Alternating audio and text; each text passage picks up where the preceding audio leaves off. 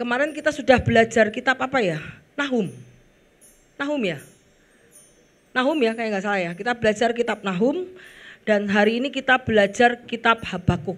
Ini bahannya agak banyak, saya jelaskan juga agak cepat. Tapi kalau terlalu cepat, kasih kode ya, pelan-pelan gitu. Ya, karena bahannya agak banyak ya. Walaupun bahannya nggak banyak, tapi saya punya ada pengenalan Tuhan, ada dihubungkan dengan masalah sekarang. Jadi semua kitab yang ditulis untuk mendidik, untuk mengajar dan menuntun orang untuk mendapatkan jalan yang benar. Ya, tidak salah kayak dulu lagi, tidak salah kayak zaman Nuh, tetapi kita hidup dalam kebenaran yang Tuhan mau. Yuk kita lanjut aja, yuk. Yuk, oke. Kitab Nahum. Jadi apa tuh kitab Nahum? Arti kata kitab Habakuk, sorry. Apa artinya Habakuk?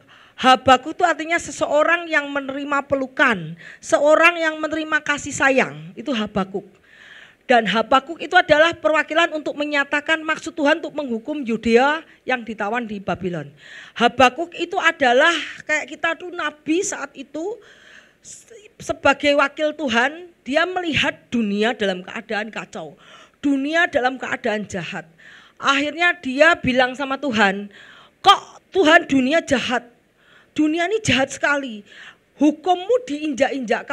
Tuhan sudah memberikan hukum di loh batu pada Musa, betul?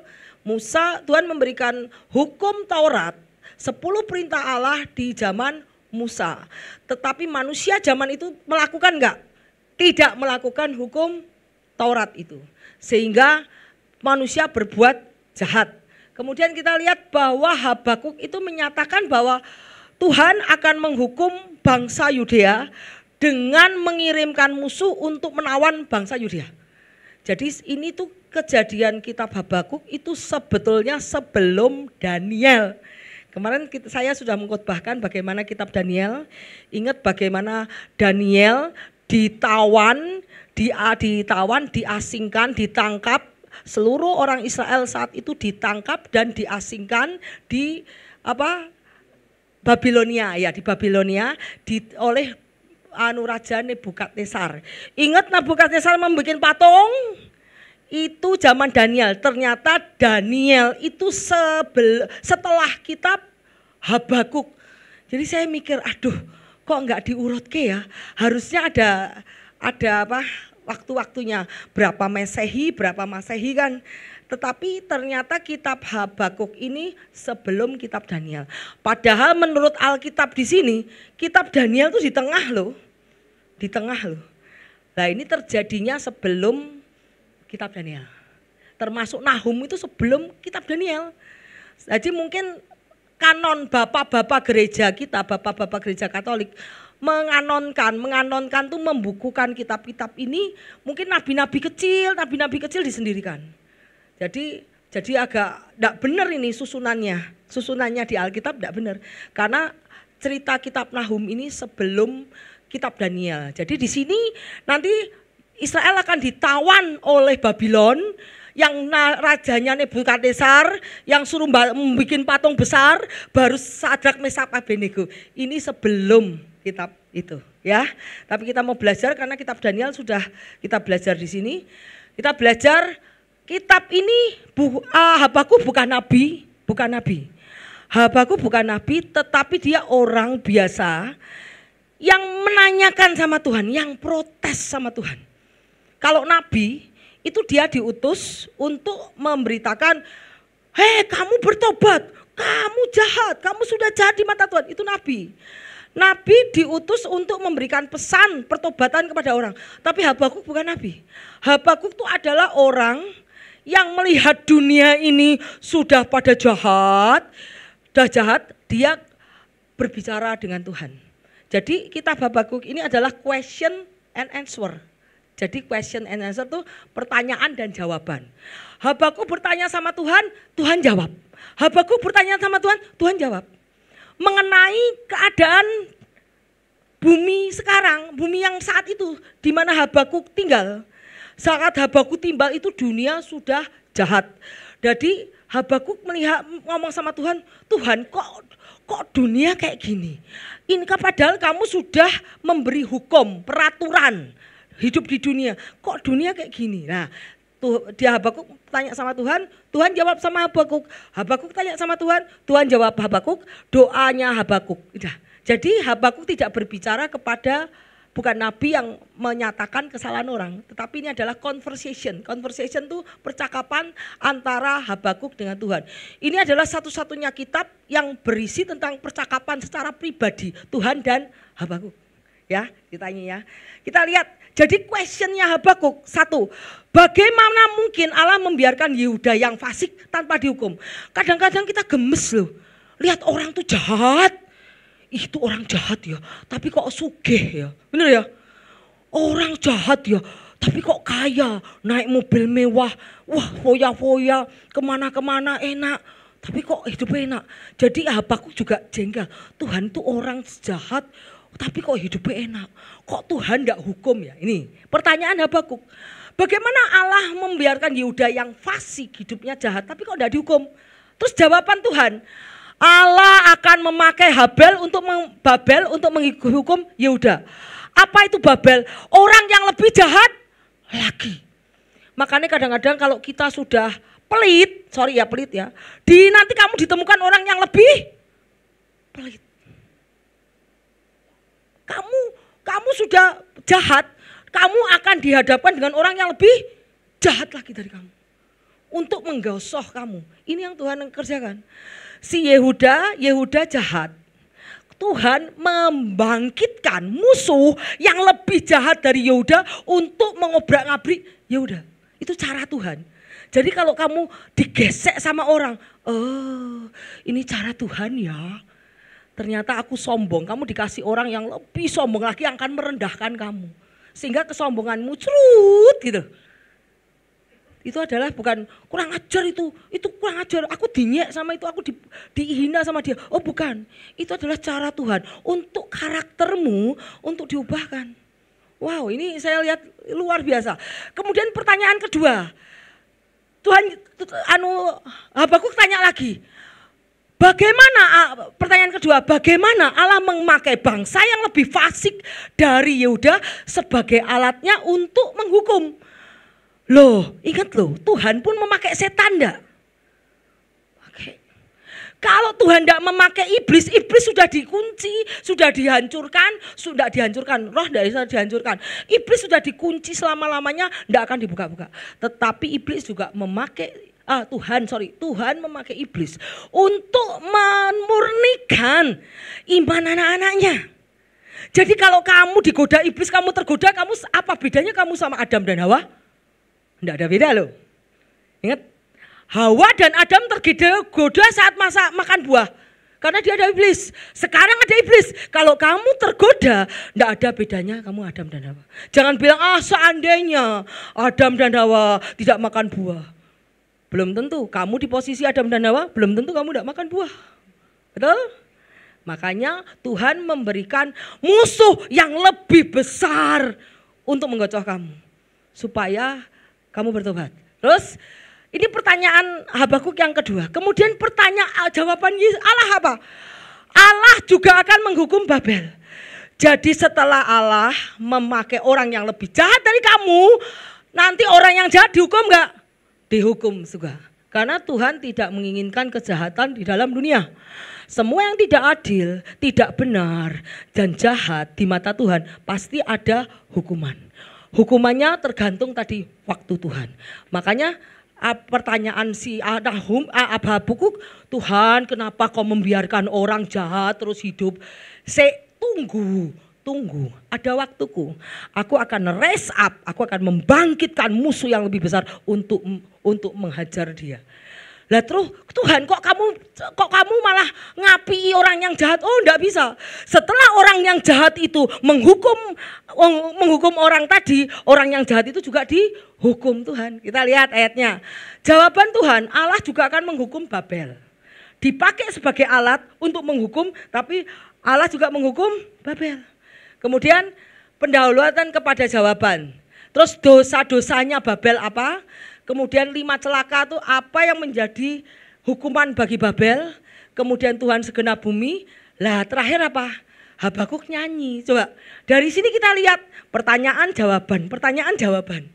Jadi conversation percakapan antara Habakuk dengan Tuhan secara pribadi. Dan yang terakhir apa? Habakuk nyanyi. Sekalipun pohon ara itu nyanyian Habakuk. Lihat nih.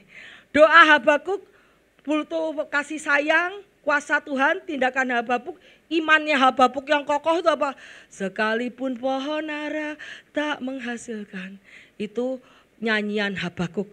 Karena penghukuman sudah terjadi sehingga tanah tidak menghasilkan.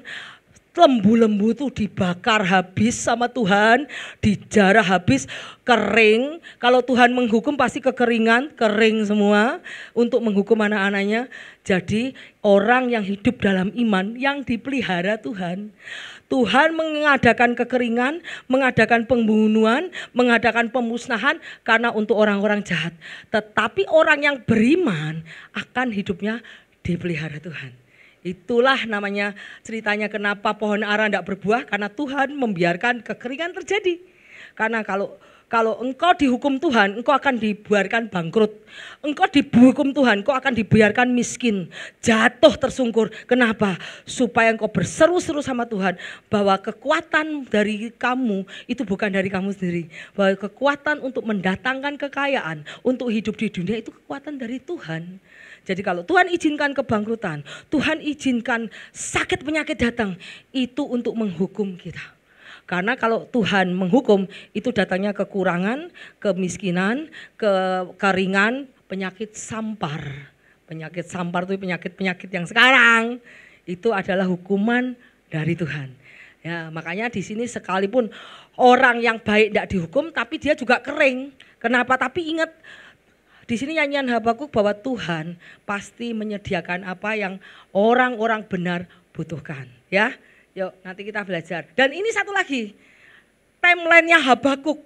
Di sini itu Nebukadnezar, di sini Nebukadnezar, di sini Daniel, di sini Habakuk. Ya, jadi Habakuk, Nebukadnezar. Ya. Jadi ini sebelum Masehi, semua sebelum Masehi itu sebelum Yesus lahir, ya. Jadi lemnya tuh jadi Habakuk dulu baru Daniel. Jadi di penempatan Alkitab nih di sini ndak urut. Karena di nabi-nabi kecil disendirikan oleh kanon gereja-gereja ya. Yuk kemudian lanjut. Nah, kita lihat ini apa? Ini namanya jawaban Habakuk. Habakuk bilang gini, ucapan ilahi dalam penglihatan Nabi Habakuk. Habakuk melihat, Tuhan bagaimana Allah membiarkan Yehuda orang fasik tanpa hukum. Itu Habakuk tinggal di saat bangsa Yehuda jahat semua. Termasuk pada zaman Mika, termasuk pada zaman Nahum, itu berututan, itu orangnya jahat-jahat, enggak tobat-tobat. Termasuk pada zaman Nuh ya. Zaman Nuh tuh 120 tahun Nuh tuh khotbah. Ayo kamu jangan berbuat jahat, jangan melawan hukum Tuhan. Ayo kamu bertobat. 120 tahun Nuh berkhotbah tapi tidak ada satupun yang mau masuk bahtera, tidak ada satupun yang bertobat. 120 tahun. Berarti kita sadar bahwa 120 tahun tuh berapa generasi? Udah dua generasi ya. Satu orang 70 tahun toh hidup ya. Tapi kalau mungkin zaman Nuh bisa lebih lama ya. Zaman dulu kan orang bisa 100 tahun lebih ya umurnya. Sekarang tambah pendek, 70 atau 80 maksimal. Terus kita lihat berapa lagi Tuhan aku berteriak. Ini Habakuk nangis meratap sama Tuhan. Berapa lagi Tuhan aku berteriak tapi tidak dengar, Tuhan tidak dengar. Aku berseru penindasan tetapi tidak kau tolong Tuhan. Ada orang yang ditindas tetapi yang ditindas kasihan Tuhan. Tetap kere, tetap sedih, tetap tidak punya apa-apa, susah payah. Tetapi kamu tidak nolong orang yang tertindas. Mengapa engkau memperlihatkan kepadaku kejahatan Tuhan, sehingga aku memandang kelaliman, ya aniaya, kekerasan ada di depan mataku, perbantahan, pertikaian terjadi. Itu sebabnya hukum kehilangan kekuatannya, tidak pernah muncul keadilan. Sebab orang fasik mengepung orang benar. Itulah sebabnya keadilan muncul terbalik. Jadi kita lihat bahwa Habakuk tuh meratap sama Tuhan. Karena segala keadaan di situ tidak bagus. Dia Tuhan, kenapa orang jahat tidak mau hukum? Habakuk tuh minta kalau orang jahat langsung dihukum gitu loh. Tidak usah nunggu. Kenapa Tuhan nunggu? Itu ceritanya Habakuk meratap sama Tuhan. Kita lihat bahwa kitab Habakuk itu bukan nubuatan, tadi ngomong kitab Habakuk mengeluh tentang ketidakpedulian Tuhan tentang dosa. Ya, tapi jawaban Tuhan, Hababel akan menghukum. Ini tadi sudah jawaban ilahi bahwa penghukuman Tuhan itu sabar untuk menunggu. Harus kamu bersabar untuk menunggu penghukuman Tuhan dan kamu harus hidup oleh iman dan nantinya ini seperti tadi kami nyanyian, ya. Nyanyian tuh nyanyian Habakuk. Yuk kita lanjut. Nah, ini jawaban Tuhan. Tadi Habakuk meratap, Tuhan banyak kejahatan. Itu ada orang ditindas, ada orang dianiaya. Kok Tuhan diam saja, enggak nolong. Orang itu sampai mati, Tuhan diam aja. Terus apa kata Tuhan? Allah akan memakai Babel untuk menghukum, ya udah. Allah akan memakai bangsa yang lebih jahat lagi untuk menghukum orang yang tadi jahatin. Makanya ada tertulis di Alkitab, apa yang kamu tabur kamu tuai. Kalau kamu jahat sama orang, kamu akan dijahati orang. Ya. Kemudian lihatlah di antara bangsa-bangsa, perhatian, jadilah heran, tercengang-cengang, sebab aku melakukan suatu pekerjaan dalam zamanmu. Dan jika tidak kamu percayai, jika diceritakan. Jadi lihatlah di antara bangsa bahwa nanti kalau aku bertindak, kalau penghukumanku sudah datang, nanti kamu akan tercengang-cengang. Karena hukuman Tuhan itu aneh bin ajaib, macam-macam. Kalau Tuhan sudah bekerja. Sebab sesungguhnya akulah yang membangkitkan orang Kasdim, bangsa yang garang dan tangkas melintasi lintang bujur bumi untuk menduduki tempat kediaman yang bukan milik mereka. Jadi Tuhan akan raise up musuh-musuh yang jahat-jahat untuk menghancurkan orang yang jahat lagi.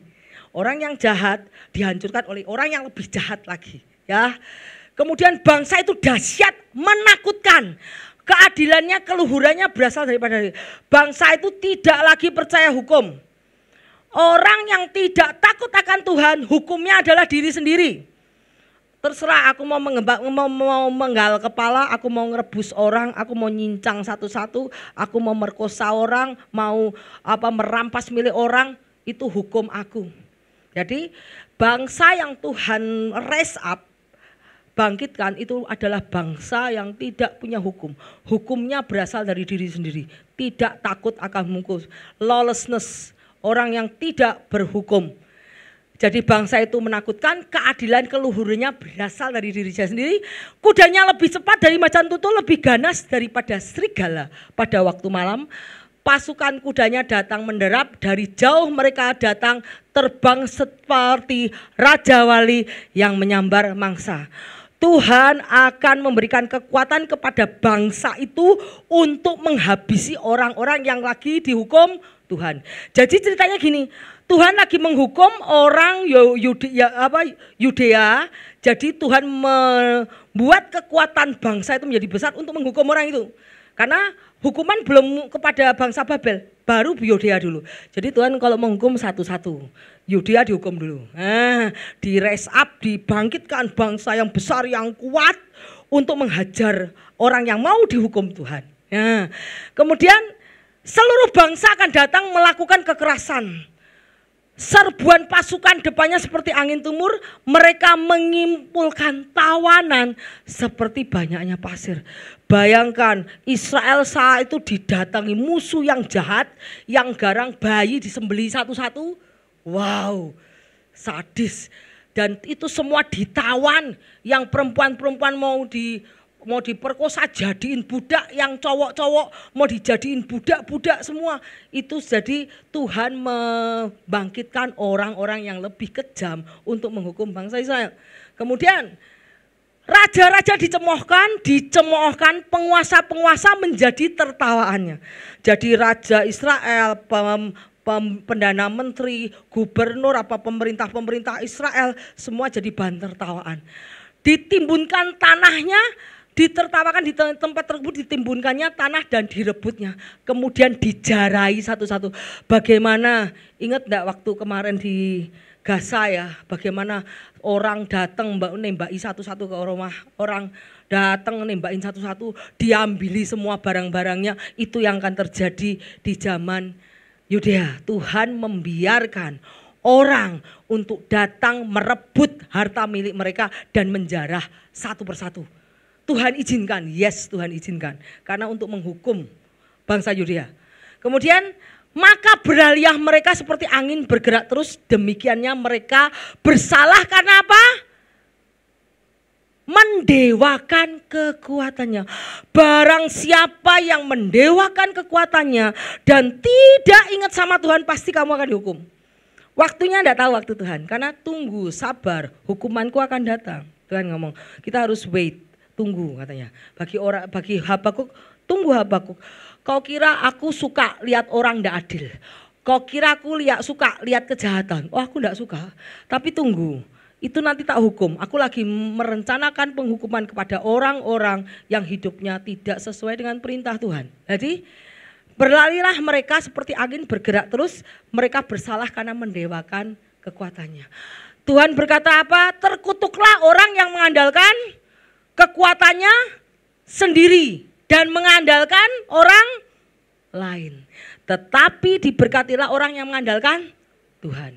Jadi maka berlarilah mereka, saya baca ayat 11, seperti angin bergerak terus, demikianlah mereka bersalah dengan mendewakan kekuatannya. Ya, jadi orang-orang yang tawanan ditawan, mereka pada lari. Orang-orang yang menjarah-jarah udah seneng dia menjarah-jarah, tetapi tawanan-tawanan pada lari kemana-mana. Berlarilah mereka seperti angin bergerak terus. Kalau enggak mereka dibunuh. Mereka kalau lihat, oh kamu orang Yudea, tak bunuh. Orang Yudea tak bunuh. Maka dia berlari terus secepat angin untuk sembunyi.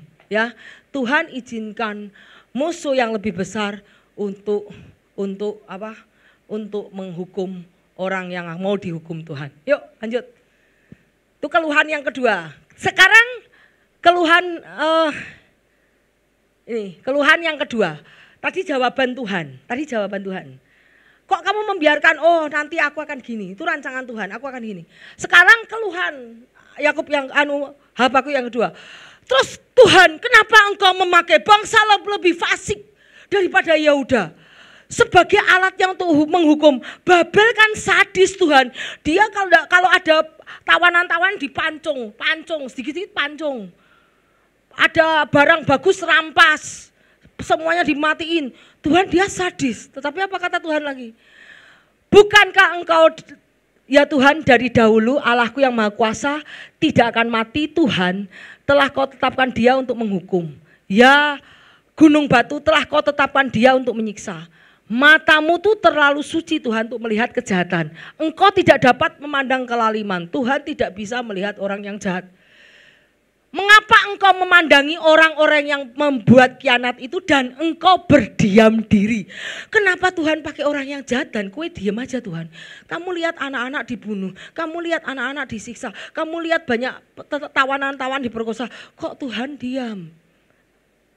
Habakuk nanya sama Tuhan, kok Tuhan diam?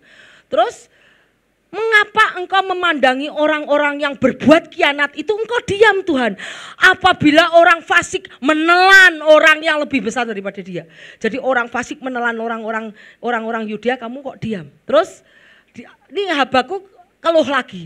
Engkau menjadikan manusia seperti ikan di laut, seperti binatang melata yang tidak ada pemerintahnya. Engkau kok menjadikan orang-orang yang jahat itu, orang-orang jahat itu seperti ikan di laut, terus seperti binatang melata, tetapi tidak punya hukum, tidak ada pemerintahan. Kalau hukum kan tergantung presidennya ngomong apa, law. Tetapi ini lawlessness, tidak punya hukum. Semua tentara-tentara yang datang untuk menghukum semua seenaknya dia, hukumnya dia sendiri. Jadi yang tidak ada, semuanya ditarik ke atas seperti kail, ditangkap, pukatnya dikumpulkan dengan banyak, itu sebabnya ia bersukacita.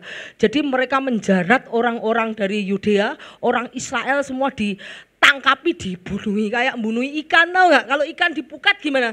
Kalau kamu jaring ikan, dapat ikan ditutui satu-satu, supaya apa ikannya mati ya? Itu persis tuh. Jadi Habakuk bilang, Tuhan kamu tahu enggak orang Babel itu semua membunuhi semua orang Yudea, kok kamu diem, kata Tuhan. Kata-kata Habakuk. Itulah sebabnya dipersembahkan korban untuk pukatnya dan dibakarnya korban untuk payangnya, sebab karena alat itu pendapatannya mewah, rezekinya berlimpah-limpah. Kenapa?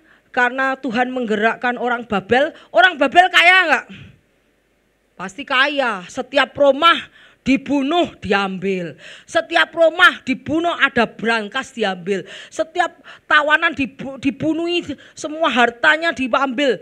Kaya. Makanya kok kamu biarkan orang kaya, orang-orang fasik kaya raya dengan cara demikian? Itu sebabnya ia selalu menghunus pedangnya dan membunuh bangsa-bangsa dengan tidak belas kasihan. Kenapa?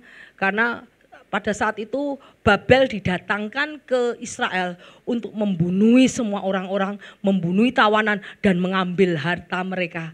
Jadi mereka tidak segan membunuh untuk harta, membunuh untuk sesuatu apa yang mereka punya. Membunuh misalnya untuk perempuan, kalau dia suka perempuan dibunuh suaminya, diambil. Kalau dia suka tanah itu dibunuh orangnya untuk mengambil tanah. Jadi itu yang terjadi pada zaman Habakuk, ya.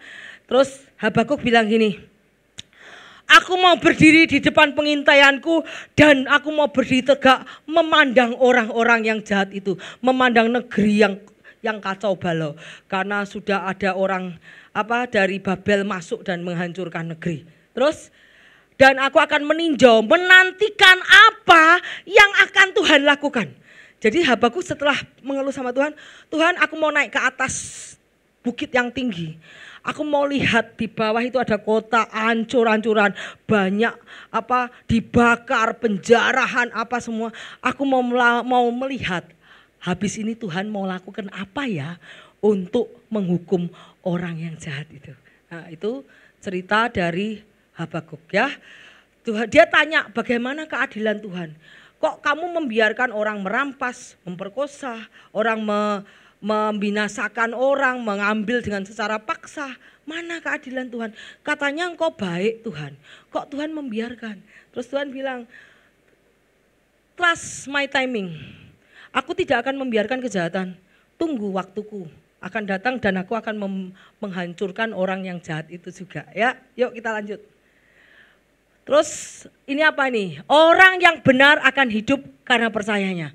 Lalu Tuhan jawab, tadi pertanyaan yang kedua, kok Tuhan izinkan orang yang sangat jahat malah dipakai sebagai alatnya Tuhan. Kemudian ini jawaban Tuhan. Tuhan bilang, orang yang benar akan hidup oleh karena percaya. Tuhan menjawab aku, katanya. Tuhan menjawab Habakuk. Tuliskan penglihatan itu, ukirkan pada loh-loh, kamu tulis. Kamu tak kasih penglihatan apa yang akan terjadi. Rencanaku untuk bangsa yang jahat ini, penghukuman untuk bangsa ini, tuliskan. Ini bukan terjadi sekarang, akan datang, dia bilang. Tapi tuliskan, kayak itu. Tuliskan penglihatan itu dan ukir pada loh-loh supaya seorang sambil lalu dapat melihatnya. Sebab penglihatan itu masih menanti saatnya. Berarti belum. Jadi Tuhan aku rencana nanti akan gini. Berarti sekarang belum dong, nanti. Tuhan bilang gitu. Nanti akan seperti ini, lihat. Berarti ini rencana Tuhan. Sebab penglihatan itu masih menanti saatnya, tetapi ia akan segera datang. Menuju kesudahannya dengan tidak menipu. Apa yang aku rencanakan kepada orang yang jahat itu tidak akan menipu kamu, tapi akan aku lakukan. Segera dilakukan oleh Tuhan. Apabila berlambat-lambat, nantikanlah itu, karena itu sungguh-sungguh akan datang dan tidak akan delay. Bertangguh itu tidak akan delay, itu apa ya? Delay itu ditunda, betul. Tidak akan tunda. Penghukumanku tidak akan ditunda. Pasti akan lakukan. Ya. Jadi Tuhan jawab Habakuk, tunggu. Orang jahat tak kasih waktu sebet, tak kasih waktu. Begitu waktu habis, time's up, orang jahat. Udah waktunya aku ngasih judgment ke kamu. Dia nulis judgmentnya apa kepada Habakuk. Kemudian put in writing, tuliskan Habakuk apa yang menjadi rencana Tuhan. Because it's not yet time is to come true. Belum saatnya penghukuman itu datang.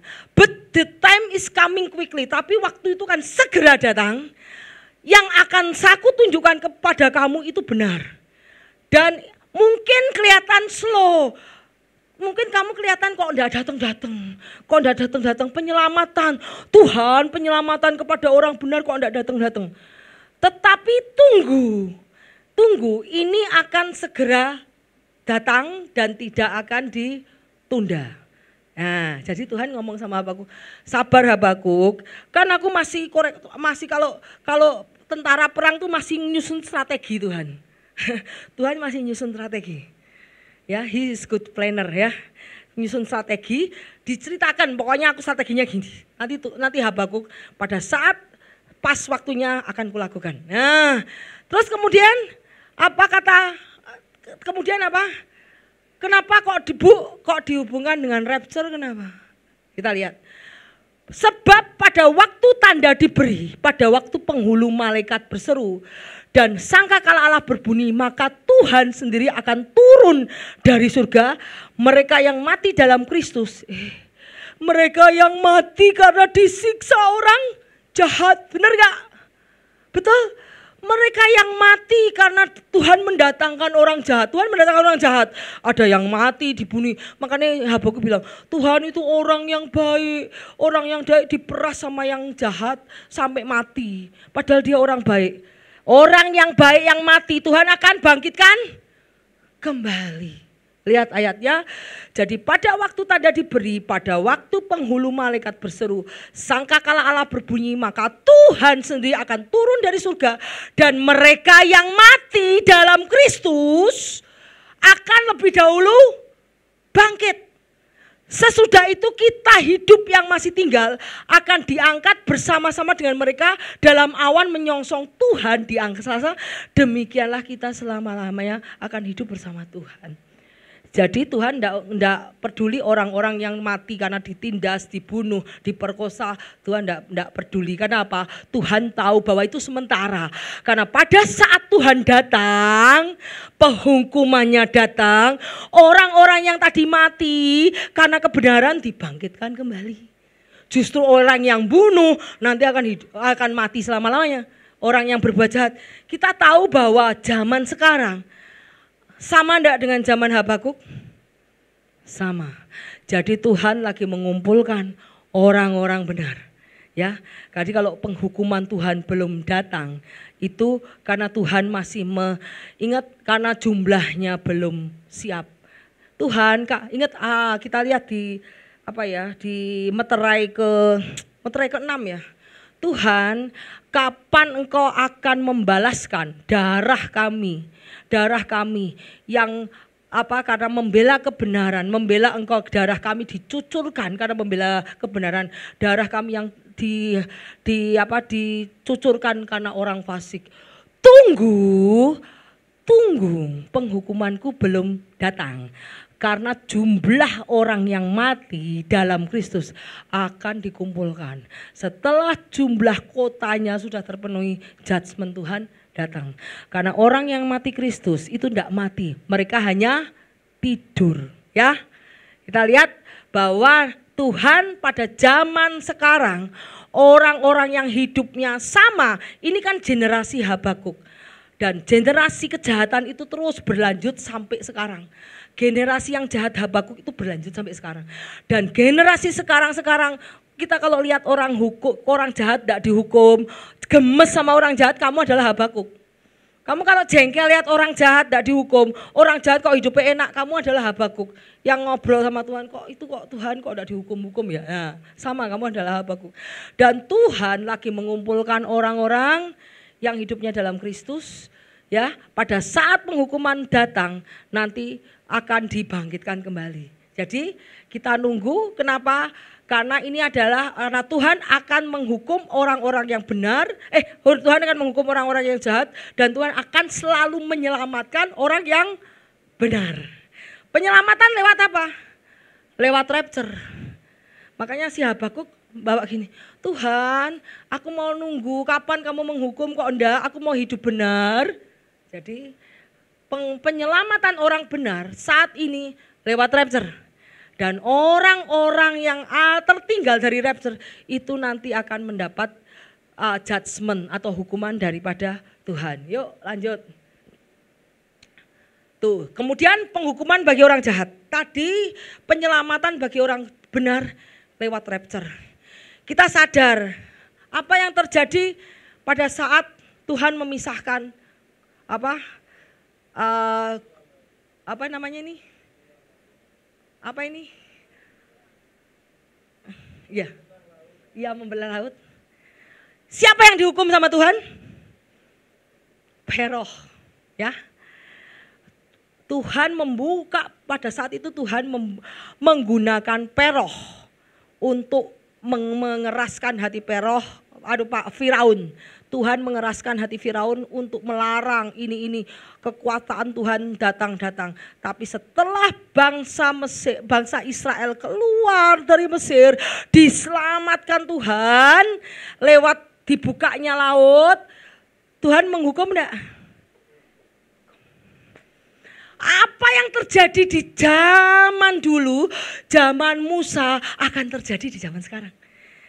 Tuhan memakai Firaun untuk menjadi penyelamat, untuk mengejar bangsa Israel. Setelah bangsa Israel diselamatkan, baru Tuhan membunuh semua pasukan Firaun lewat ini. Habis. Tetapi setelah orang Israel keluar daripada laut.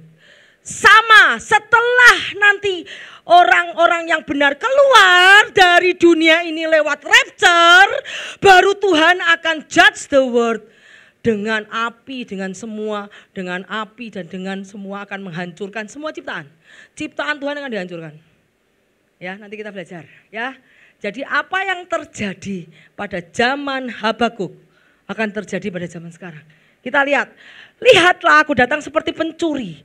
Berbahagialah dia yang berjaga-jaga memperhatikan pakaiannya, supaya jangan berjalan dengan telanjang, dengan kelihatan kemaluannya. Shame, kemaluan tuh shame. Telanjang tuh hatimu belum sungguh-sungguh dalam Tuhan, kamu belum mengenakan pakaian kebenaran. Kenapa telanjang? Kamu tidak mengikuti perintah Tuhan. Apa yang kamu lakukan dunia hanya dirimu sendiri, egomu sendiri, kepentinganmu sendiri, bukan kepentingan Tuhan. Itu kamu tidak lagi menggunakan pakaian kebenaran. Terus lalu ia mengumpulkan mereka di tempat yang disebut Harmagedon.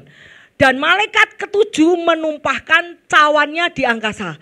Setelah rapture, orang-orang yang hidupnya oleh iman diangkat Tuhan melalui pengangkatan. Di bawah dunia diberi sama Tuhan cawan. Diberi sama Tuhan, Tuhan mendatangkan 4 horse meterai untuk orang-orang jahat, untuk mengasih kita sakit penyakit, ngasih apa? Tuhan menggunakan orang jahat loh. Setelah orang jahat digunakan, nanti Tuhan akan menghukum orang-orang jahat itu lewat Harmagedon. Ya, jadi kita lihat, dan malaikat yang 7 menumpahkan cawannya dari angkasa. Dalam bait suci kedengaran suara nyaring, sudah terlaksana. Ketika itu memancarlah kilat, menderulah bunyi guruh, terjadilah gempa bumi yang dahsyat seperti yang belum terjadi sejak manusia di atas bumi. Begitu hebatnya gempa bumi. Lalu terbelah kota besar, kota besar terbelah menjadi 3 bagian.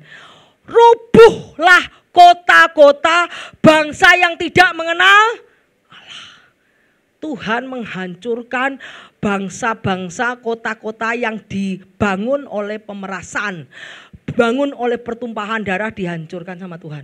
Kemudian teringatlah Tuhan akan Babel yang besar itu untuk memberikan kepadanya cawan yang penuh dengan anggur kegeraman murkanya.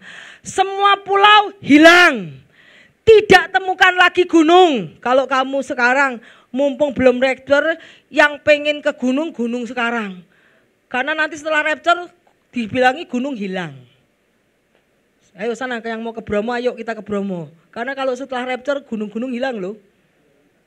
Ya, terus lihat nih. Dan hujan es sebesar 100 pon jatuh dari langit menimpa manusia. Dan manusia menghujat Allah karena malapetaka hujan es, sebab malapetaka itu sangat dahsyat. Jadi setelah Tuhan menyelamatkan yang rapture, yang di bawah akan dikasih murka. Karena yang ketinggalan di bumi itu orang-orang yang tidak berhukum kepada kebenaran Tuhan.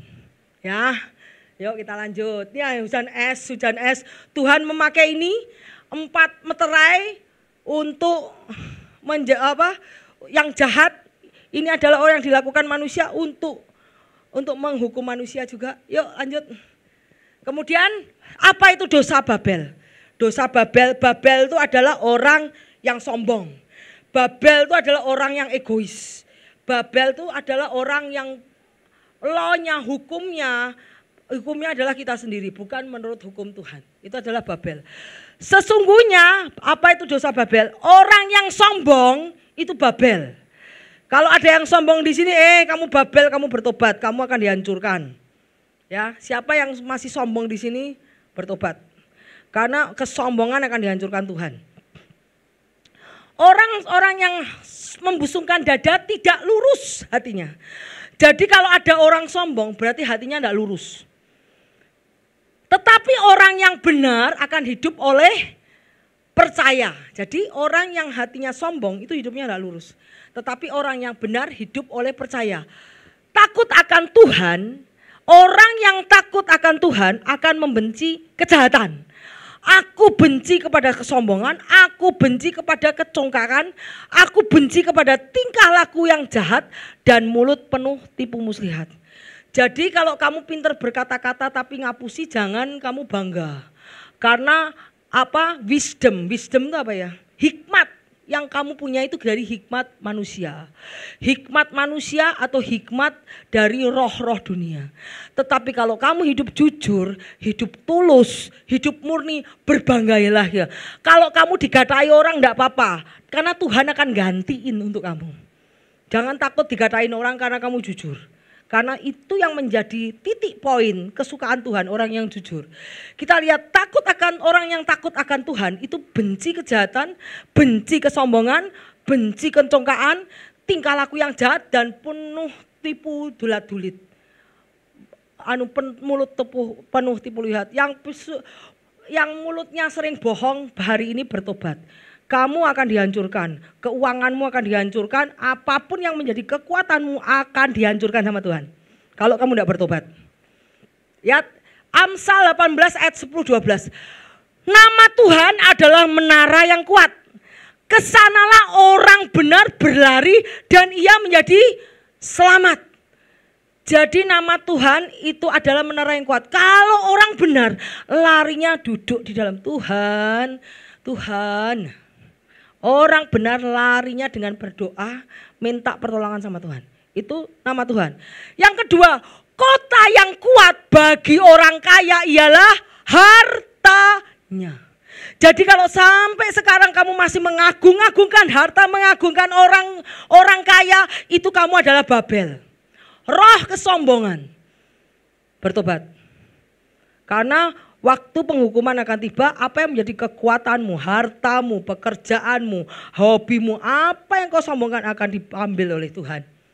Ya. Kota yang kuat bagi orang kaya ialah hartanya. Dan seperti tembok yang tinggi, menurut anggapannya, memang tembok tinggi tidak bisa dihancurkan sama Tuhan. Kita lihat loh, maaf ya. Saya lihat di di YouTube di mana sekarang banyak perusahaan gede bangkrut semua loh.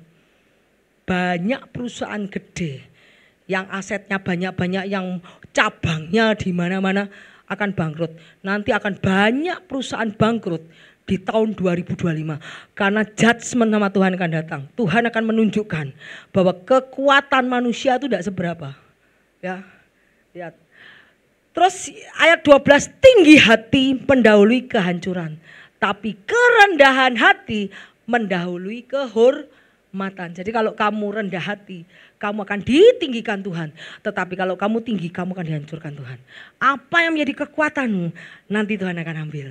Sehingga kamu tidak punya lagi untuk suatu yang dibanggakan. Ya.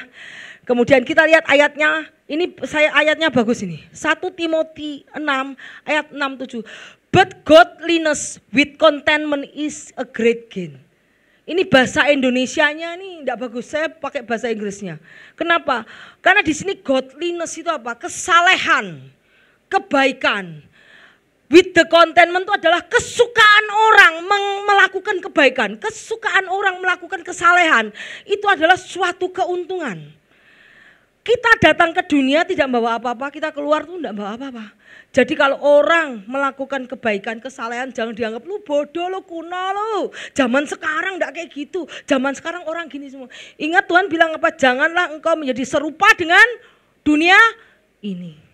Tetapi berubahlah melakukan pembaharuan budimu sehingga engkau melakukan kehendak Allah yang sempurna.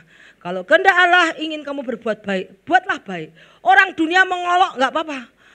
Nggak apa-apa kita nggak diterima dunia. Tuhan Yesus juga nggak diterima di dunia. Kalau Tuhan Yesus diterima di dunia, dia nggak akan disalib. Karena Tuhan Yesus dunia tidak menerima dia. Karena semua orang berbuat jahat maka dia disalib. Karena hatinya jahat dia disalib. Tapi kalau kita tidak diterima dunia tidak masalah. Yang penting kita harus diterima Tuhan. Karena yang pemilik bumi segala isinya, surga dan neraka adalah Tuhan. Bukan temanmu, bukan orang-orang lain. Tuh? Jadi jangan takut kita tidak diterima dunia. Saya tidak diterima dunia tidak apa-apa, saya sendirian kok. Tapi saya tidak sendirian, saya selalu bersama Tuhan. Dan saya kuat karena ada Tuhan yang menopang saya. Orang sombong dan kianat dia yang akan melagak. Orang sombong dan kianat dia yang melagak. Tetapi ia tidak akan tetap ada. Itu bilang bahwa orang yang sombong sama Tuhan dihabisin semua. Berarti orang yang sombong kalau tidak bertobat dia akan hancur, mati, tidak akan bangkit lagi. Ia mengakan mulutnya seperti orang mati dan tidak kenyang-kenyang seperti maut. Sehingga segala suku bangsa dikumpulkan, segala bangsa dihimpunnya. Kita lihat bahasa Inggrisnya bagus lagi nih. Wealth is deceitful. Kekayaan itu menipu. Kekayaan itu menipu. Greedy man itu orang yang serakah. Orang yang serakah itu sombong dan tidak tenang hidupnya. Orang serakah itu sombong, tidak tenang hidupnya. Like that, seperti kematian, mereka tidak akan pernah cukup dipuaskan.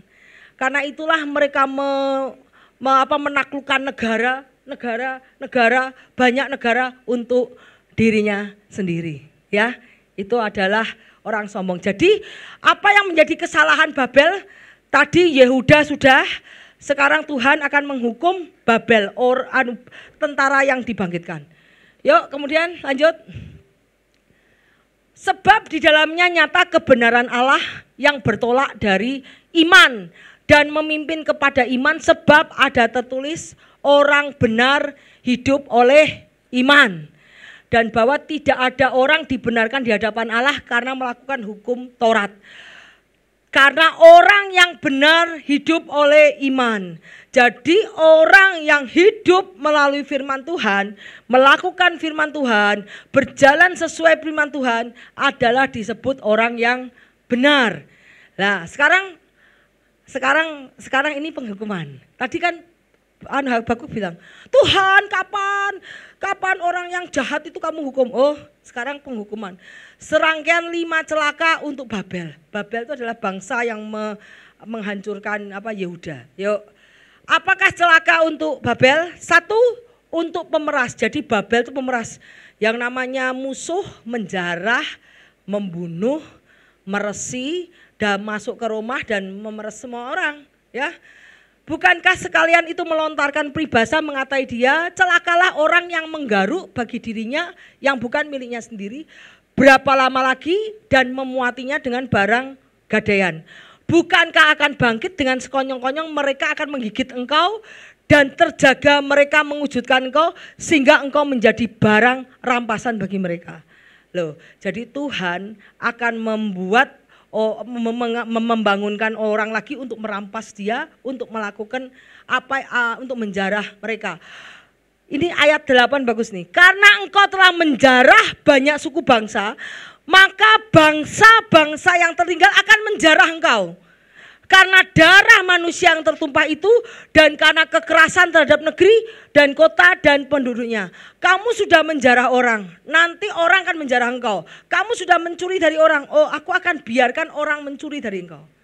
Apa firmannya, apa yang kamu tabur, kamu tuai. Yuk lanjut. Hai anakku, jika orang berdosa hendak membujuk engkau, jangan engkau menurut. Jikalau mereka berkata, marilah ikut kami, biarkan kita menghadang darah, biarkan mengintai orang yang bersalah dengan tidak semena-mena, biarlah kita menelan mereka hidup-hidup seperti dunia orang mati, bulat-bulat seperti mereka turun ke liang kubur. Kita akan mendapatkan berbagai benda berharga. Kita akan memenuhi rumah kita dengan barang rampasan. Yang dipikir tuh possession. Possession itu apa? Barang-barang. Barang-barang mewah-mewah. Kalau pikiranmu soal barang-barang merah harus bertobat. Karena apa? Karena semua itu akan dihancurkan oleh Tuhan, ya. Kita akan memakai barang dengan maksudnya bukan cara jujur, dengan cara merampas, dengan cara curang, dengan cara riba, membungani orang dan cara yang tidak baik, ya. Amsal 28 ayat 8, orang yang memperbanyak hartanya dengan riba dan bunga uang itu mengumpulkan itu untuk orang-orang yang mempunyai belas kasihan kepada orang lemah. Jadi kalau kita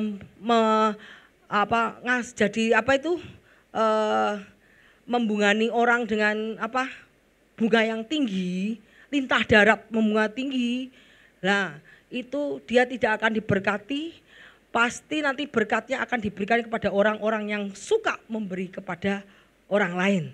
Terus kemudian apa kata Tuhan? Yesaya, celakalah engkau hai perusak yang tidak dirusak sendiri, dan engkau hai penggarong yang tidak digarong sendiri.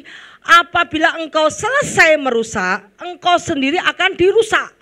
Apabila engkau selesai menggarong, kamu akan digarong. Jadi apa yang kamu lakukan kepada orang lain, Tuhan akan membangkitkan orang untuk melakukannya kepadamu. Orang yang menabur kecurangan akan menuai bencana, dan tongkat amarahnya akan habis binasa. Jadi kalau kamu curang, jangan bangga uangmu banyak kalau kamu curang. Karena Tuhan yang akan menghabiskan uangmu. Ya. Jangan banyak kalau uang didapat karena korupsi, karena suap. Hari ini saya dengar itu yang 271 triliun dihukum berapa? 40 tahun penjara. 6 tahun katanya enggak jadi. Mau dibawa buat 40 tahun penjara. Kalau 6 tahun, waduh, semua bisa korupsi semua. Tetapi harus hukuman yang berat. Tuhan pasti tidak akan izinkan, ya. Jadi kita lihat kalau manusia mengizinkan karena uang, tapi the justice of God akan datang. Justice-nya Tuhan akan datang. Karena manusia tidak bisa adil. Karena matanya sudah sliver sama uang, ya. Jangan sesat, Allah tidak membiarkan dirinya dipermalukan. Karena apa yang ditabur orang akan dituainya. Yuk lanjut. Yuk. Nah itu tadi celaka untuk pemeras. Apa yang menjadi hukuman Babel? Satu, Babel itu pemeras. Cinta uang, pemeras, mengumpulkan uang untuk dirinya sendiri. Kedua,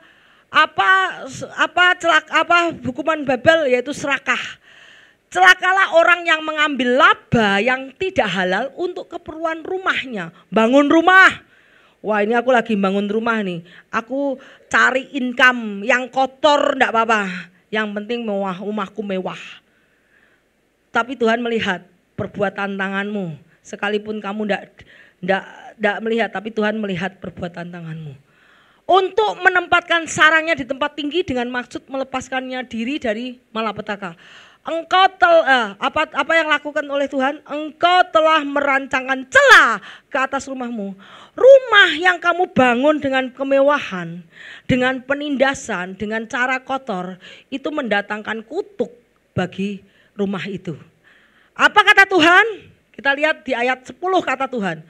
Engkau telah merancangkan celah atas rumahmu. Ketika engkau bermaksud untuk menghabisi banyak bangsa, demikian juga engkau telah berdosa terhadap dirimu sendiri. Ya, jadi rancanganmu telah mempermalukan kepada keluargamu dengan menghancurkan banyak negara yang membawa kehancuran pada dirimu sendiri. Jadi kalau engkau membangun rumahmu dengan segala kemewahan, kemewahan itu diambil dengan cara-cara yang kotor, tidak sesuai dengan firman Tuhan. Rumah hasil kemewahan itu akan mendatangkan celah bagi dirimu sendiri. Ya, sebab batu berseru-seru dari tembok, balok menjawabnya dari rangka rumah. Karena kita tahu kenapa Tuhan bilang batu berseru-seru. Ingat waktu Kain dan Habel dibunuh. Darah Habel berseru dari tengah memohon justice. Tuhan, waktu itu Tuhan bilang sama si Kain dan Habel, Kain, di manakah adikmu? Nggak tahu Tuhan tuh suka bohong. Orang yang suka bohong nggak lurus hatinya. Nggak tahu Tuhan, masa aku penjaga adikmu? Itu Kain tuh orang yang suka bohong. Lidahnya dulat-dulit. Aku tidak tahu Tuhan, masa aku menjaga adikmu. Hei Kain, darah adikmu yang kau bunuh memang manggil-manggil aku minta justice, keadilan. Sama bangunan yang kamu bangun untuk rumahmu, batu dan rangka rumah itu berseru sama Tuhan minta keadilan. Kita harus sadar loh, semua dunia ini punya Tuhan. Kita di dunia itu numpang men. Kamu numpang. Numpangnya yang siapa? Tumpang Tuhan. Tuhan create the world, dunia itu ciptaan Tuhan. Batu ciptaan Tuhan, pasir ciptaan Tuhan, bahkan napas ciptaan Tuhan. Tubuh kita ciptaan Tuhan. Semua itu ciptaan Tuhan. Jadi kalau tidak ada keadilan, itu semua elemen di bumi itu berseru kepada Tuhan minta justice. Seperti darahnya Habel. Pada saat darah tertumpah karena Kain iri dibunuh Habel, darahnya berseru kepada Tuhan minta keadilan. Sama dengan kamu kalau membangun rumah dengan cara yang gak benar, tembok rumahmu, kayu dari siapa? Batu dari siapa? Batu, kayu, tanaman, semua itu minta keadilan dari Tuhan.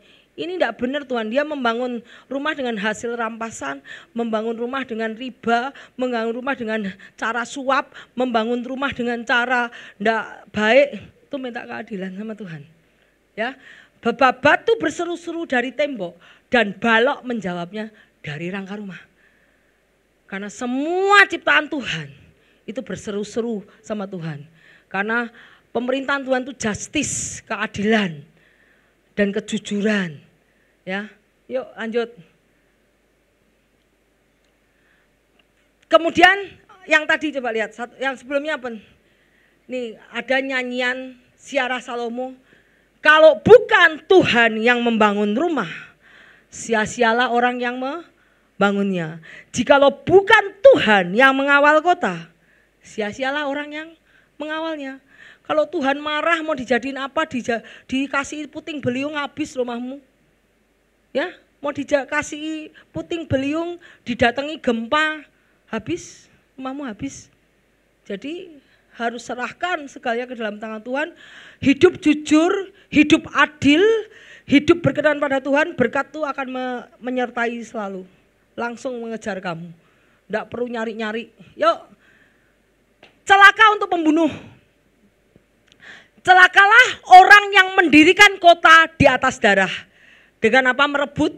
Kalau musuh kan merebut, dirampas, diduduki, yang tinggal di kota dibunuh semua. Ya toh?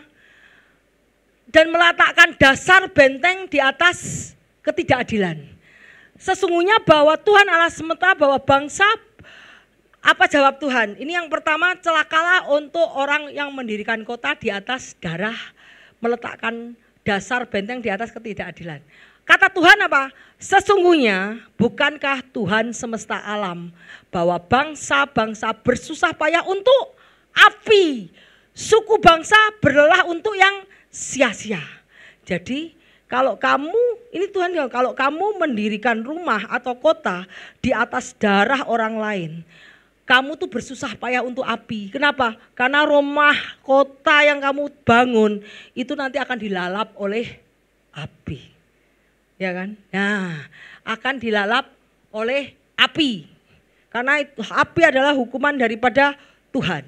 Sebab bumi akan penuh dengan pengetahuan Tuhan tentang kemuliaan Tuhan. Seperti air yang menutupi laut. Artinya apa? Bumi kita ini diciptaan Tuhan. Semua tunduknya bukan sama kamu. Bukan sama kita manusia. Tunduknya sama Tuhan. Hari pertama Tuhan nyiapkan apa? Terang ya. Terang, matahari sinar, aku urutnya nggak tahu, terang, terus matahari, bulan, bintang, penerang, terus ikan-ikan di air, laut, ya toh, kemudian apa, makanan, tumbuh-tumbuhan, biji-bijian, terakhir manusia, menciptakan manusia dan binatang, itu semua di bumi tunduk kepada Tuhan. Kepada justice-nya Tuhan. Kita tahu bagaimana bumi berputar. Maksudnya matahari jam berapa terbit, digantikan apa bulan terbit. Itu semua adalah kebijaksanaan Tuhan. Semua yang ada di dunia ini tunduk pada kemuliaan Tuhan. Jadi kalau engkau melakukan sesuatu apapun di bumi ini yang tidak adil, dia akan berteriak kepada Tuhan dan Tuhan akan membalaskan. Ya, makanya bumi penuh dengan pengetahuan tentang kemuliaan Tuhan. Karena bumi semua ciptaan mereka, kita hanya numpang di dunia ini. Kita hanya tumpang di dunia ini. Jadi kalau numpang jangan macam-macam sama orang yang ditumpangi. Karena kita menumpang sama Tuhan. Kalau Tuhan marah, ya kita lihat bahwa beginilah firman Tuhan semesta alam. Tembok-tembok, tuh tembok-tembok Babel akan disamaratakan. Pintu gerbang tinggi akan dibakar dengan api. Sehingga bangsa bersusah payah untuk sia-sia. Bangsa berlelah untuk api. Pada saat kau melakukan ketidakadilan. Pada saat engkau melakukan hal yang tidak baik. Tuhan akan menurunkan api. Dan kau akan bersusah payah untuk api. Tetapi hari Tuhan akan seperti pencuri. Pada hari itu langit lenyap dan gemuruh yang dahsyat. Unsur dunia akan hangus dalam nyala api, bumi dan segala yang ada di atasnya akan hilang lenyap. Jadi jika sesuatu ini harus hancur, secara demikian betapa salehnya kamu harus hidup. Kalau bumi ini, bumi yang jahat ini akan dihancurkan seperti Tuhan menghancur, di-reset, tahu enggak, di-reset. Untuk masuk ke pemerintahan selanjutnya, bumi ini harus di-reset. Ingat Tuhan meriset bumi pada zaman Nuh. Karena di zaman Nabi Nuh itu banyak Nefilim. Nefilim itu adalah raksasa-raksasa besar. Tuhan ingin menghancurkan seluruh Nefilim dan orang-orang yang jahat di bumi. Maka Tuhan mendatangkan air bah yang sangat tinggi untuk menghancurkan semua yang hidup. Akhirnya bumi di-reset dengan orang-orang pilihan Tuhan. Dan kemudian kota Sodom Gomora dihancurkan. Dan Tuhan akan meriset ulang bumi ini dengan memberikan kehancuran di Armageddon nanti. Bukan Armageddon ya. Tuhan akan meriset bumi ini dengan nanti judgment-nya pada saat sangkakala, pada saat cawan, dan terakhir pada saat Armageddon. Ya, bumi ini akan diriset. Jadi kenapa Tuhan lagi mencari residen-residen, penduduk-penduduk di kerajaannya yang akan datang, yang akan diperintah oleh Tuhan sendiri. Jadi bumi ini harus dikeluarkan orang-orang yang jahat-jahat dengan cara di-reset ulang. Jadi bumi harus dihancurkan total oleh Tuhan. Jadi sebelum bumi dihancurkan total harus ada orang yang hidup oleh iman yang akan diselamatkan dulu, yaitu lewat rapture. Ya, yuk kemudian lanjut keempat, pemabuk yang jahat. Ini sebenarnya bukan jahat, tapi pemabuk yang memalukan. Ya, celakalah orang yang memberi minum sesamanya, manusia bercampur amarah, bahkan memabukkan dia untuk memandang auratnya. Jadi kalau kamu suka minum anggur, Tapi kamu pada saat kamu minum anggur, kamu ngomong cabul, jangan minum anggur. Pada saat kamu minum anggur, kamu buka-buka baju atau kamu berbuat mesum dengan orang, jangan minum anggur. Itu tidak boleh, karena dengan minum anggur kamu membuat suatu kejahatan yang memalukan diri sendiri. Kita lihat ayatnya, telah engkau kenyangkan dirimu dengan kehinaan, ganti kehormatan. Minumlah juga engkau, terhuyung-huyunglah. Kepadamu akan beralih dari tangan kanan Tuhan, celah yang besar akan meliputi kemuliaanmu. Jadi beralih piala, jadi piala itu cawan murka Allah akan masuk ke dalam tanganmu. Sebab kekerasan terhadap gunung Libanon akan menutupi engkau, dan pemusnahan binatang-binatang akan mengujudkan engkau. Karena darah manusia yang tertumpah, karena kekerasan terhadap negeri itu. Jadi ceritanya penduduk Babel itu suka minum-minuman keras dan suka mabuk-mabukan dan suka seks bebas dan suka meres orang. Jadi pada saat dia mabuk-mabukan, dia memberi minum orang lain dengan tujuan shame itu apa? Najis, mempermalukan diri dan apa dengan tujuan untuk memeras orang. Jadi murka Tuhan datang kepada mereka. Kita lihat bagaimana orang yang tidak bisa minum anggur, jangan minum anggur. Kalau dengan minum anggur engkau berbuat dosa, jangan mabuk, ya. Kita belajar dari kejadian Nuh.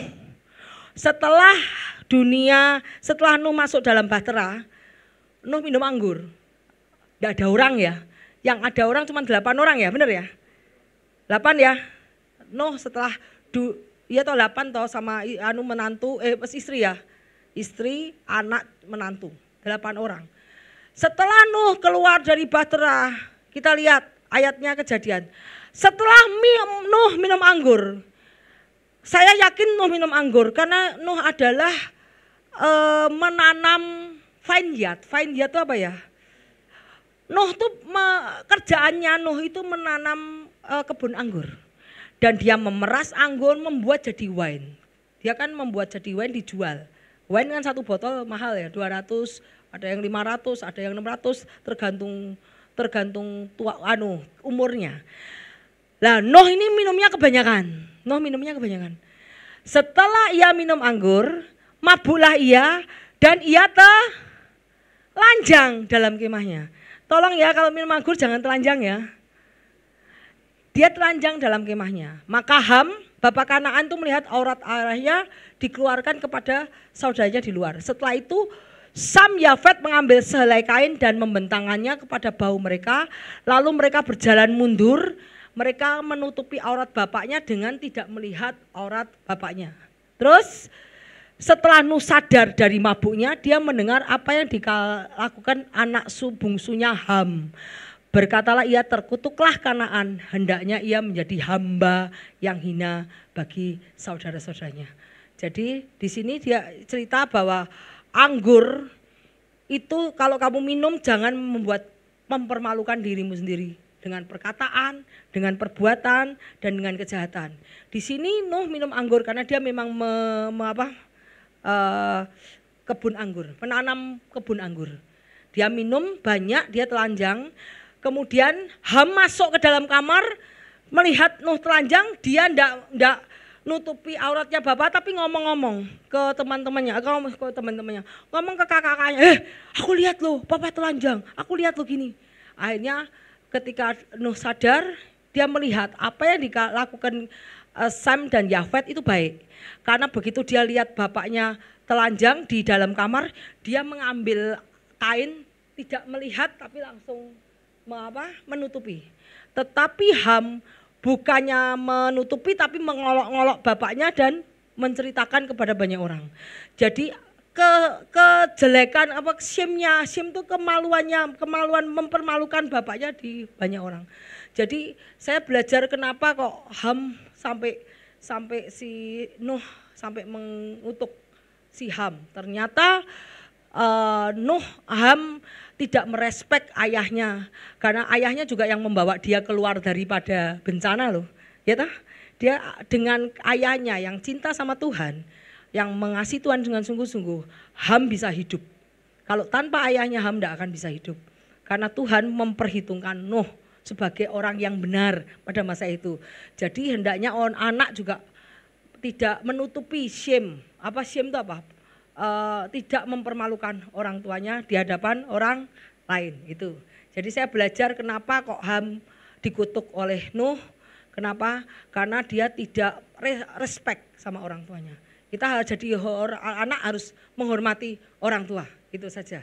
Ya, jadi malah yang setelah Nuh tahu sadar dari mabuknya, Nuh memberkati Sem dan Yafet apa yang dilakukannya.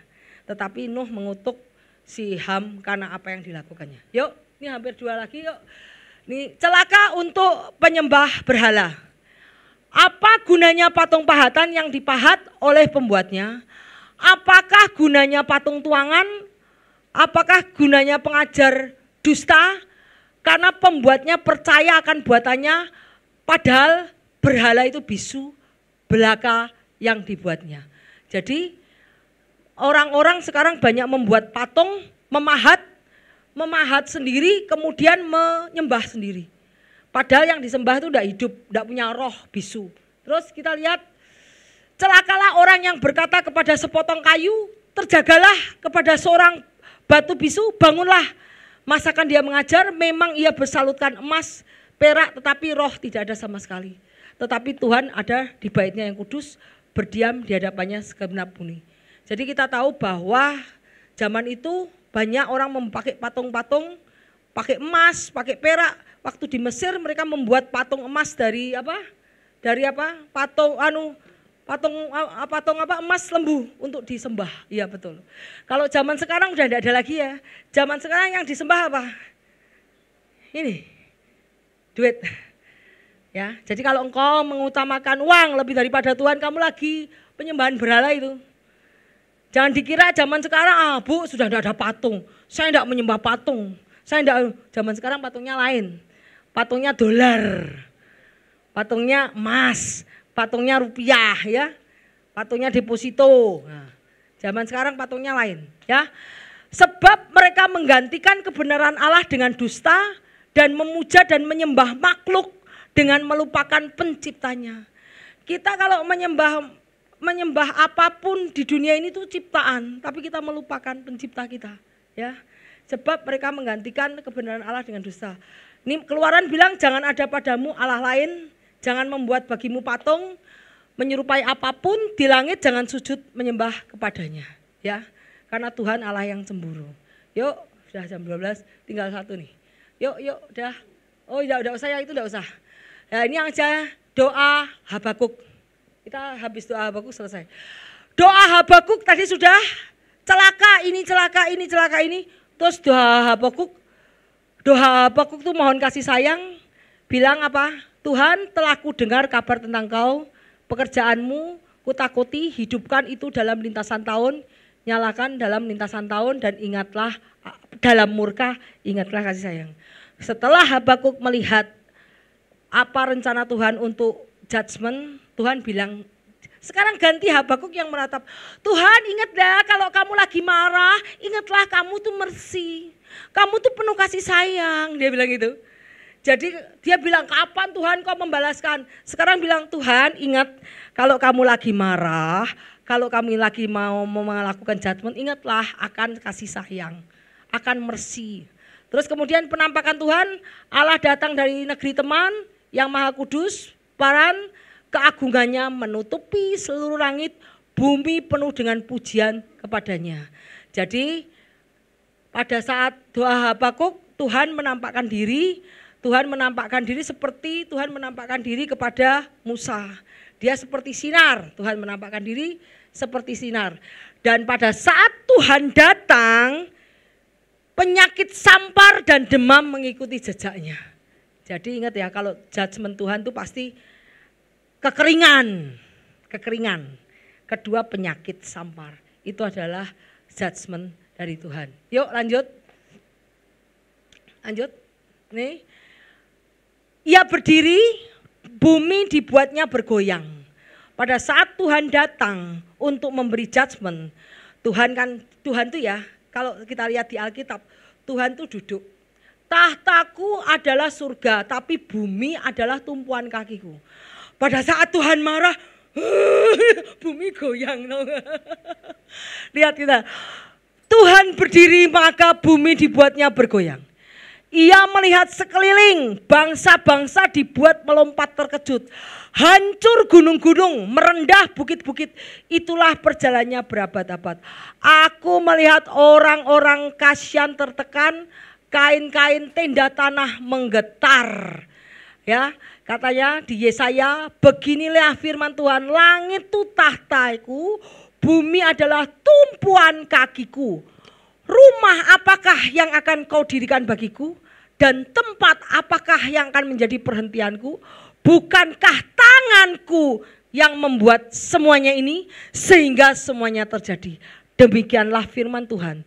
Tetapi kepada orang inilah aku memandang, kepada orang yang tertindas, patah semangat, yang gentar akan firmanku. Jadi Tuhan hanya memandang orang yang patah semangat dan yang takut akan firman-Nya. Ya, jadi kalau Tuhan sudah melihat bumi sudah capek berdiri, maka semua bergoyang. Tindakan penyelamat Tuhan, apakah yang terjadi untuk tindakan penyelamatan Tuhan? Kita lihat terhadap sungai, Tuhan terhadap sungai, murka-Mu bangkit, atau terhadap laut, amarah-Mu, sehingga engkau mengendarai kuda dan kereta kemenangan-Mu. Busurmu telah kubuka, telah kau isi dengan anak panah untuk membelah bumi. Melihat engkau gunung gemetar, air bah menderu, samudra raya mendengarkan suaranya dan mengangkat tangannya. Kenapa? Karena Tuhan menciptakan semua dari hari pertama sampai ke-7. Pada saat judgment itu ciptaan semua dihancurkan sama Tuhan. Hari pertama Tuhan akan membuat kegelapan. Tadinya gelap dipisahkan menjadi terang. Pada saat penghakiman Tuhan akan membuat terang dihancurkan. Jadi matahari akan dibuat leleh, bintang-bintang akan dibuat seperti darah. Jadi Tuhan, karena Tuhan lihat kejahatan di dunia, maka Tuhan akan menghancurkan semua keciptaannya. Terakhir yang dihancurkan adalah manusia. Karena manusia diciptakan hari keberapa? 6. Nah, jadi Tuhan akan menghancurkan membuat kegelapan. Tuhan akan menghancurkan matahari penerang bumi. Tuhan akan menghancurkan laut. Ikan-ikan akan mati, laut akan menjadi darah. Tuhan akan menghancurkan tanah. Tanah dibuat kering. Tuhan akan menghancurkan tanaman. Tanaman-tanaman sekalipun pohon ara tidak menghasilkan. Tuhan akan menghancurkan ciptaannya, burung-burung, ikan, binatang melata, binatang yang melata maupun binatang-binatang akan dihancurkan. Dan terakhir Tuhan akan menghancurkan manusia. Karena judgment-Nya, Dia yang menjadikan semua. Pada saat kemarahannya timbul, Dia akan menghancurkan semuanya. Sesuai urutannya, yang terakhir adalah manusia yang dihancurkan. Yuk, kemudian lanjut, ini terakhir ya. Yuk lanjut, masih. Oh ya wis, habis ini satu lagi. Ya wis, enggak usah ini aja. Tadi mana tadi? Matahari akan berhenti. Tuhan menghancurkan di langit. Berhenti kediamannya. Karena cahaya anak panah-Mu yang melayang. Karena kilauan tombak-Mu dalam kegeraman. Dalam kemarahan Tuhan melintasi bumi. Dalam murka Engkau menggasak bangsa-bangsa. Engkau berjalan maju untuk menyelamatkan umat-Mu, untuk menyelamatkan orang yang Kau urapi. Engkau meremukan bagian atas rumah orang fasik dan Kau buka dasarnya sampai batu penghabis. Jadi Tuhan pada saat penghakiman Tuhan datang sendiri, makanya Tuhan sendiri yang akan datang menjemput kita di awan-awan. Dan Tuhan sendiri akan datang memberikan penghakiman. Tuhan sendiri menjemput kita. Tuhan akan maju menyelamatkan umat-Mu, menyelamatkan orang yang diurapi. Engkau meremukan bagian rumah orang fasik. Engkau menusuk dengan anak panahnya sendiri ke laskarnya, mengamuk untuk menyerahkan aku dengan sorai dan menelan orang yang tertindas secara sembunyi. Dengan kudamu engkau menginjak laut, timbunan ular berbunyi. Jadi Terakhir iman Habakuk. Jadi Tuhan marah, Tuhan berdiri dari tahta dan menghancurkan semua ciptaannya untuk diriset ulang. Ya. Kemudian yang ketiga iman Habakuk. Habakuk lihat penghancuran Tuhan enggak? Lihat. Aduh Tuhan dihancurkan semua, dikasih kekeringan, dikasih penyakit sampar, dikasih semua, hancur semua. Terus apa kata Habakuk? Ketika aku mendengarnya gemetar hatiku, mendengar bunyinya menggigillah bibirku. Tulangku seakan kemasukan sengau, aku gemetar di tempatku sendiri. Namun dengan tenang akan kunantikan hari kesusahan yang akan mendatangi bangsa yang menyerang kami. Begitu Tuhan lihat, begitu Habakuk lihat rencana Tuhan, wah kok ngeri ya Tuhan, mau dihancurkan semua ciptaan dari hari pertama sampai ke-6 mau dihancurkan Tuhan. Termasuk manusia akan dihancurkan sama Tuhan. Menggigil sih, aduh Tuhan tapi aku akan menanti hari itu. Dia bilang, menanti hari orang yang jahat akan dihabisi sama Tuhan. Yuk lanjut, dah ini aja terakhir. Nyanyian iman, sekalipun pohon ara tidak berbunga, karena kehancuran, karena Tuhan mendatangkan kekeringan, pohon ara tidak berbunga, dan karena banyak yang dibunuh, bunga banyak. Ketika sekarang aku mau tanya, kalau nggak ada rumput, apa yang terjadi dengan kambing?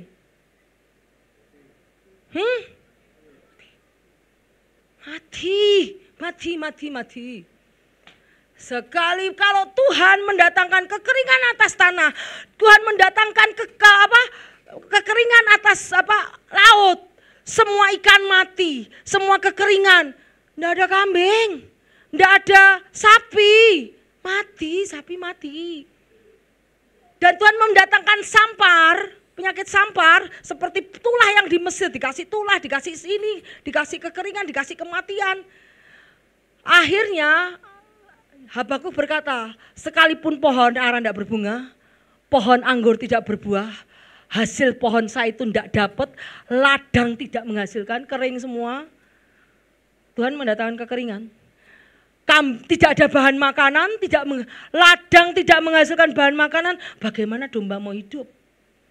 Bagaimana domba, kambing perlu makan, perlu air. Tidak ada lembu sapi di kandang, mati semua. Karena lembunya kurus-kurus dipotong aja sama manusia dimakan sekalian. Ya. Namun aku bersorak-sorak di dalam Tuhan, beria-ria kepada Allah yang menyelamatkan aku. Allah itu kekuatanku, membuat kakiku seperti kaki rusa, membiarkan aku berjejak di bukitku. Jadinya apa?